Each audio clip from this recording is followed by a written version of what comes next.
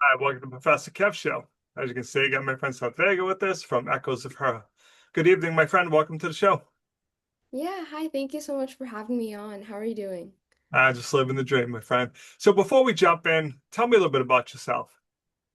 I'm a rising senior in high school, and I am based in California in the US. And I'm also a co-founder of Echoes of Her. So me and my friend, her name is Shrina Dagoda, she's almost going to the college now. But we both kind of founded this advocacy platform called Echoes of Her, in hopes to combat menstrual poverty, which is like a grueling issue all over the world right now. I'm also very interested in storytelling and inclusive education, and I've, you know, taken steps in that kind of direction so far. So that's also something I'm really like passionate about. Yeah. So talk to me about some of the things you're doing to help on with this issue. Yeah, so we like I mentioned, we try to combat menstrual poverty, and this kind of started off as like a research opportunity that me and my friend had initially. We were able to work with a local gender studies professor on like this is social and economic I guess perspectives of menstrual poverty in South Asia. And we noticed that from our research, like we learned that lots of girls would be dropping out of school, and it would mainly be because they're uncomfortable with their periods, but also we noticed that lots of parents would be forcing their girls out of schools because of like misconceptions in culture. That was a very large thing.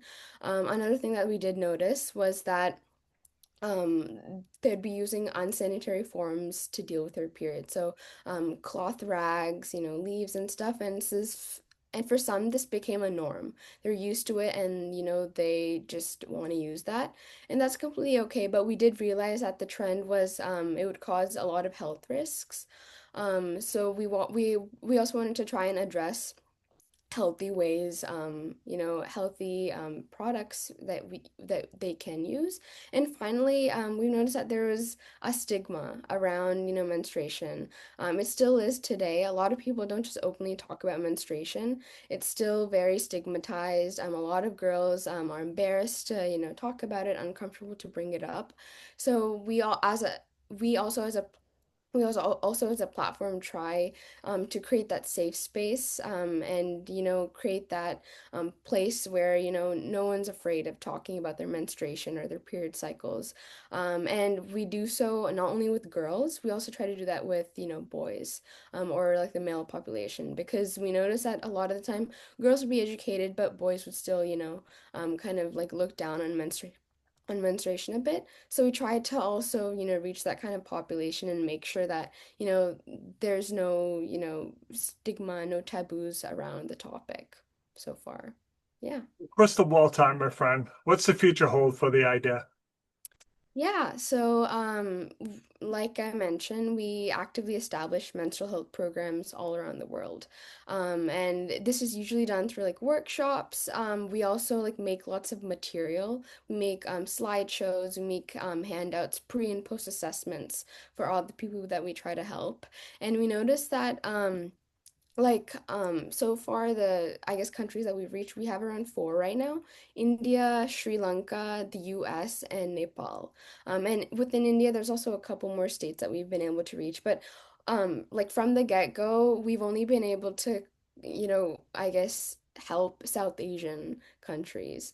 And I think there's a notion that, menstrual poverty is only an issue in like underdeveloped areas and stuff, but from the research that we've done, we noticed that everyone deals with menstrual poverty. Even the US does. Even countries in Europe does. Australia, Africa, like every single place deals with menstrual poverty. It's not something that only underdeveloped areas, stuff like that face. So I feel like with how many countries that we've, contacted so far, it seems as though it kind of goes with that notion. So we're actively trying to establish our programs and I guess expand our organization and the work that we do to different countries. So it doesn't seem that we're only focusing on South Asia because I feel it's very limited.